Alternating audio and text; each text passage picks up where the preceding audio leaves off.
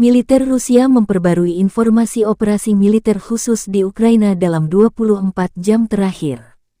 Juru bicara militer Rusia Letnan Jenderal Igor Konasenkov tanggal 1 November merilis serangan besar-besaran yang diluncurkan persenjataan berbasis udara dan laut jarak jauh presisi tinggi pada tanggal 31 Oktober di fasilitas kontrol, komunikasi dan sistem energi Ukraina mengakibatkan efek cukup besar sistem komando Angkatan Bersenjata Ukraina AFU dan dukungan logistik mereka.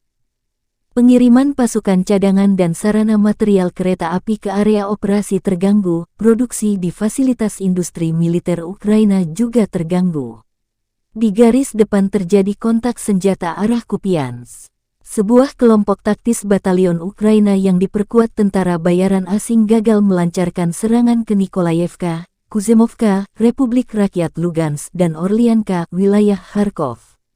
Semua serangan angkatan bersenjata Ukraina diantisipasi.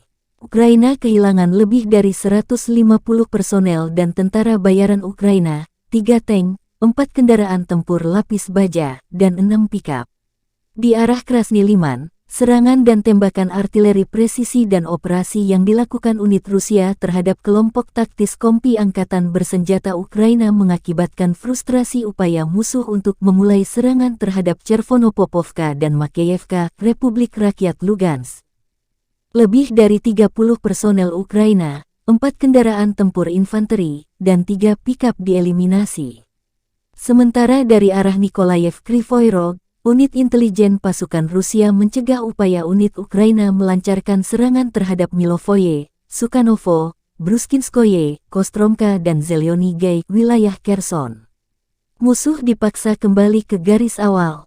Lebih dari 110 personel Ukraina, 1 tank, 8 kendaraan tempur lapis baja, dan 8 pikap dieliminasi akibat serangan balik musuh yang berhasil dicegat, kata Igor Konasenkov dikutip Tribun Timur. Secara total, Angkatan Bersenjata Ukraina kehilangan 329 pesawat terbang dan 167 helikopter, 2.402 kendaraan udara tak berawak sejak awal operasi. Juga kehilangan 384 sistem rudal pertahanan udara, 6.233 tank dan kendaraan tempur lapis baja lainnya. Termasuk 881 kendaraan tempur yang dilengkapi dengan MLRS, 3.544 meriam dan mortir artileri lapangan, serta 6.937 unit peralatan militer khusus dihancurkan selama operasi militer khusus, kata Igor Konasenkov. Sementara itu, perkembangan terbaru dari kubu Kiev, Kementerian Pertahanan Ukraina merilis sebanyak 650 prajurit Rusia dieliminasi dalam 24 jam terakhir.